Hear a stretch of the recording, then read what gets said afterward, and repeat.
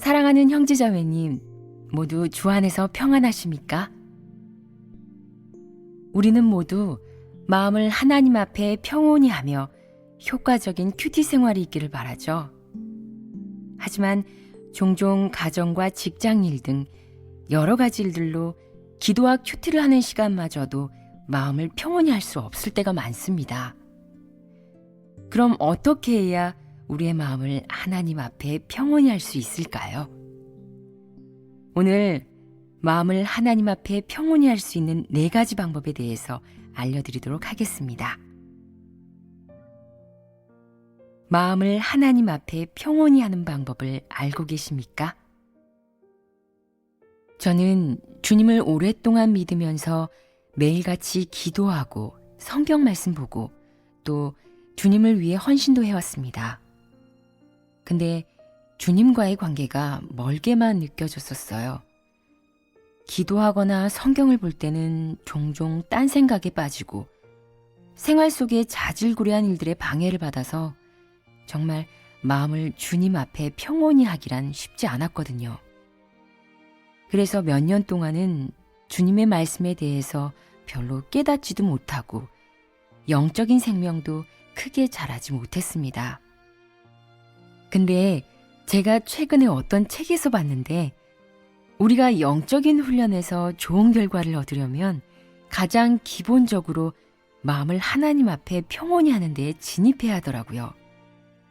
우리가 마음을 하나님 앞에 평온히 하고 성령의 감동과 깨우침을 얻어서 하나님과 정상관계를 맺고 영적인 삶이 정상궤도에 들어가면 우리의 영적인 생명도 점점 자라날 것입니다. 그럼 이걸 어떻게 훈련해야 할까요? 제가 책에서 얻은 실행의 길을 여러분과 구체적으로 나눠보겠습니다. 1. 하나님께 기도드릴 때는 기도에 집중하고 간절한 마음으로 해야 합니다. 크리스천이라면 매일 주님께 기도드리실 겁니다.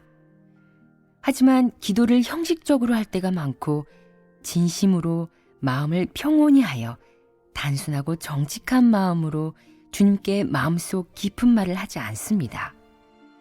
또 자신이 모르는 문제나 어려움을 주님 앞에 가지고 나와 구하지 않고 깨우침과 빛비춤을 얻기 위해 구하지 않으며 말씀에서 더 많고 더 새로운 것들을 깨우쳐 달라고도 하지 않습니다. 그리고 항상 아무 생각 없이 무릎을 꿇고서 상투적인 말들을 중언부언 늘어놓는 경우가 많죠. 때로는 일이나 외적인 여러 가지 상황들로 바빠 서둘러 기도를 끝내려고 간단히 두어 마디로 얼버무리기도 합니다. 심지어 어떤 때는 무릎은 꿇고 있지만 마음은 다른 생각을 하기도 하죠. 이러한 것들이 바로 우리가 마음을 주님 앞에 평온히 하지 않았다는 것이고 영적인 소통이 없이 주님께 얼버무리고 기만하고 있다는 것을 말합니다. 이러한 기도는 성령의 감동과 깨우침을 얻지 못할 뿐만 아니라 하나님의 증오만 가중시킬 뿐입니다. 예수님이 이렇게 말씀하셨죠. 아버지께 참으로 예배하는 자들은 신령과 진정으로 예배할 때가 오나니 곧 이때라. 아버지께서는 이렇게 자기에게 예배하는 자들을 찾으시느니라. 여기에서 주님은 우리에게 정직하고 오직 한 마음으로 하나님을 경배하라고 하셨습니다. 기도할 때는 우리의 마음속에 있는 진실한 생각과 어려움을 하나님께 고백해야 합니다. 마음에 어떤 생각이나 계획이 있든지 모두 하나님께 완전히 털어놓아야 합니다.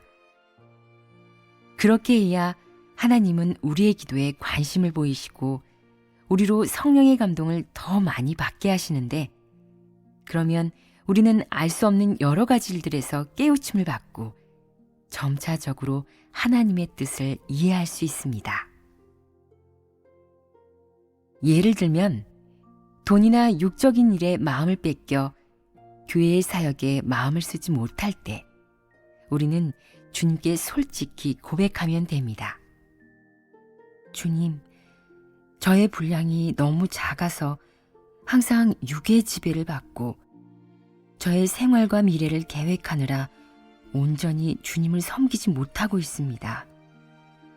그러나 주님을 위해 헌신하는 형제자매들이 육적인 것을 등지고 주님의 뜻을 살피는 것을 보면서 제 자신이 너무나 부끄럽다고 느껴졌습니다. 저도 주님의 뜻을 살피고 주님을 위해 헌신하며 살고 싶습니다. 주님, 저의 믿음이 너무 작으니 저를 인도하여 주시고 저에게 믿음과 힘을 더해 주세요. 우리가 이렇게 하나님과 마음을 나누고 솔직하게 말씀드리면 하나님은 우리의 진심을 보시고 성령께서 우리 안에 역사하셔서 우리가 육적인 지배에서 점차 벗어나 주님을 위해 헌신할 수 있도록 인도해 주십니다. 이렇게 기도드릴 때는 우리의 마음을 어지럽히는 환경을 피해 조용한 곳에서 따로 하는 것도 좋은 방법입니다. 너는 기도할 때 내 골방에 들어가 문을 닫고 은밀한 중에 계신 내 아버지께 기도하라. 은밀한 중에 보시는 내 아버지께서 갚으시리라. 이 말씀처럼요. 2. 하나님의 말씀을 볼 때는 마음을 평온히 하고 마음으로 묵상해야 합니다. 평소에 우리는 자주 성경을 보지만 그 가운데 하나님의 말씀을 묵상하는 것은 그다지 노력을 기울이지 않습니다. 대부분은 깊이 생각해 보지 않고 대충 한번 읽어본 후 글자의 의미만 이해하고 끝나죠. 심지어 어떤 때는 눈은 말씀을 보고 있고 입으로도 말씀을 읽고 있지만 마음은 세상을 떠돌고 있어 다 읽고 나서도 하나님이 무슨 말씀을 하셨는지 전혀 알지 못합니다.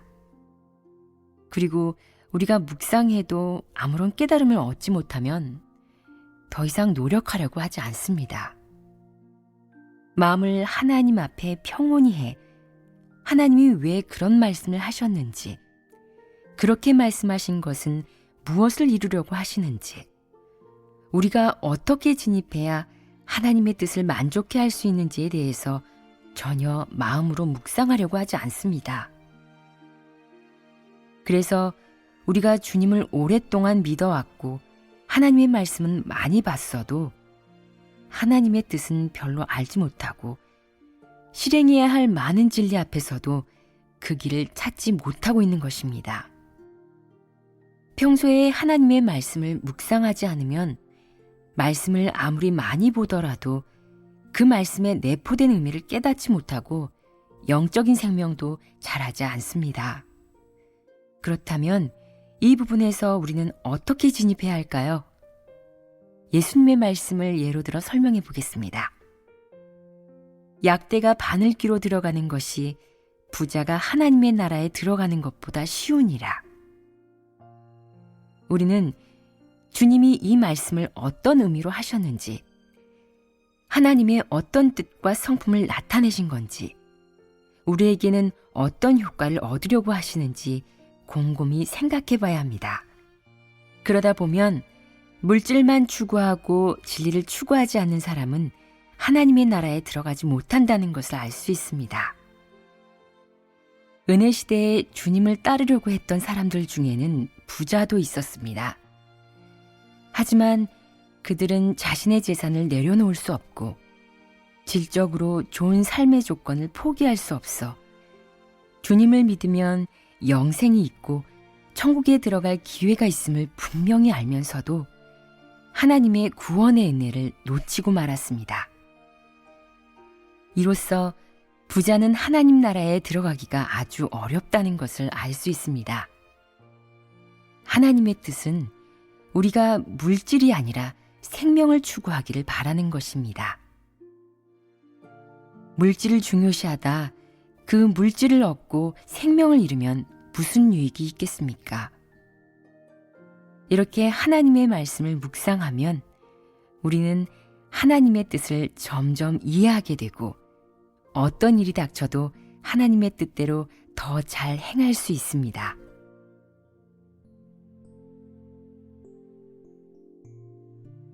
(3) 일이 닥칠 때 진리를 구하고 실행하며 하나님 앞에서 살아야 합니다. 우리는 영적인 훈련을 일상생활 가운데서 제한적인 시간 내에서만 하고 대부분의 시간에는 이와 무관하게 외부 일이나 생활의 여러 가지 일들을 합니다. 마음을 하나님 앞에 평온히 하는 훈련을 하고 싶다면 성경과 말씀을 보고 기도하는 데에만 제한되어 있을 게 아니라 일상생활에서 만나는 다양한 상황에서도 항상 하나님과 가까워지도록 훈련하고 마음으로 하나님의 사랑을 헤아리고 진리와 하나님의 뜻을 구하며 진리에 따라 실행하도록 노력해야 합니다. 하나님은 이렇게 말씀하셨습니다. 일상생활에서 어떤 말을 하고 어떤 일을 하면 너와 하나님과의 관계가 비정상이 되는지를 장악한 다음 자신을 바로잡아 정확한 방식에 진입해야 한다. 시시각각 자신의 일언일행, 일거일동, 마음과 생각을 성찰하고 자신의 진실한 상태를 파악하여 성령의 역사 방식에 진입해야 한다. 그래야만 하나님과의 정상관계가 있을 수 있다. 하나님과의 관계가 정상인지를 가늠함으로써 자신의 속마음을 바로잡아야 하고 사람의 본질을 인식하고 자신을 인식해야 한다. 이것을 통해 실제적인 체험에 진입할 수 있고 실제적으로 자신을 배반할 수 있으며 진심으로 순종할 수 있게 된다. 하나님의 말씀을 통해서 우리가 항상 마음을 하나님 앞에 평온히 하고 임하는 모든 일에서 진리를 구해야만 자기 자신의 진실한 상태와 부족함에 대해서 더 자세히 알 수 있고 임하는 일에서 하나님의 뜻을 알고 진리를 실행하여 주님의 마음을 만족해 할 수 있다는 것을 알 수 있습니다. 이렇게 해야 우리는 주님과 정상관계를 유지할 수 있고 주님 앞에서 살 수 있고 사탄의 시험과 계략에 빠지지 않고 주님을 거역하거나 대적하는 일을 하지 않을 수 있습니다. 욥이 일상생활에서 모든 일에 하나님을 경외하고 악을 멀리하며 자신이 하는 일이 하나님께 범죄하지 않을까, 하나님의 미움을 사지 않을까 두려워한 것처럼 말이죠. 그래서 욥은 자녀가 연회를 베풀어 먹고 마실 때 그것을 멀리했고 하인을 보내 자녀를 깨끗게 하도록 하고 욥 본인은 또 자녀를 위해 번제를 지냈습니다. 심지어 사탄의 시험을 받아서 온 산의 소와 양, 막대한 가상과 자녀를 잃었을 때도 아주 고통스럽고 하나님의 뜻도 알지 못했지만 계속 마음을 하나님 앞에 평온히 하고 하나님의 뜻을 구하면서 입으로 하나님께 범죄하지 않고 하나님을 상심케 하는 어떤 말도 하지 않고 대적하는 일도 저지르지 않았습니다. 바로 욥은 진리를 구하며 하나님을 경외하는 마음을 가졌기 때문에 이러한 환경에 순종할 수 있었던 것이고 또 주신 자도 여호와시오 취하신 자도 여호와시오니 여호와의 이름이 찬송을 받으실지니이다 라고 말할 수도 있었던 것입니다. 욥은 하나님을 위해 힘있게 아름다운 증거를 했고 이에 사탄은 수치를 당하고 물러났습니다. 이로써 욥은 하나님께서 더해주시는 복을 받았고 하나님이 그에게 나타나시는 기회도 얻었고 또 지금까지 그 누구도 받지 못한 큰 상까지 받았습니다. 4. 매일 자신의 문제점을 반성해 봐야 합니다. 우리는 매일 여러 가지 다양한 일을 만나게 됩니다. 그러면 매일 밤 주님 앞에 나와 하루 동안 자신의 행위를 돌아보면서 자신이 어떤 일에서 주님의 말씀을 실행해 진리에 합당한 일을 했는지, 또 어떤 일에서는 자기 마음대로 행동하며 주님의 뜻을 어겼는지를 성찰해 보는 것이 좋습니다. 이때 노트를 준비해 이런 문제점들을 기록해 보는 것도 좋은 방법입니다. 하나님의 말씀대로 실행하는 것은 우리가 항상 해야 할 일인데, 하나님의 뜻에 맞지 않는 일을 하면 거기에 맞는 말씀을 찾아 성찰하고 해결해야 합니다.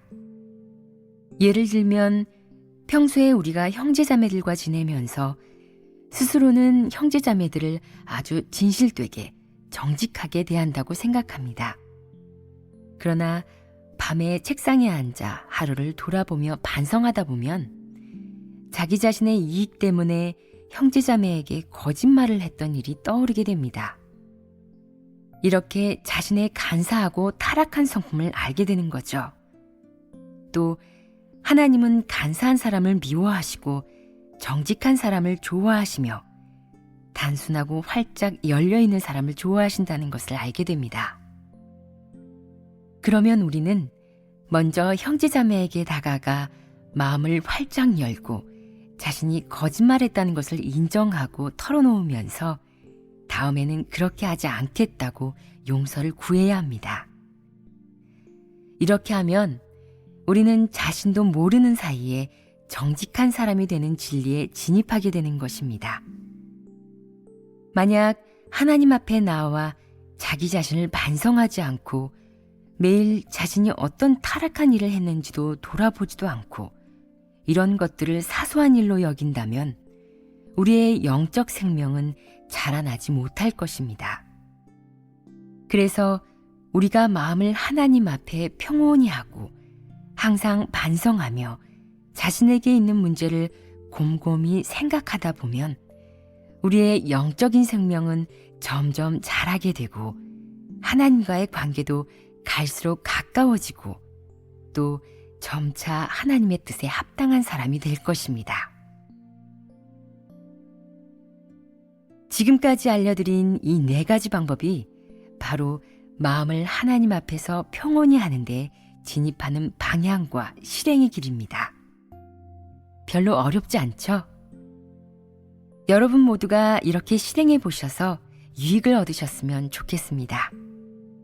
그럼 오늘은 여기까지 하고 다음에 다시 찾아뵙겠습니다. 감사합니다.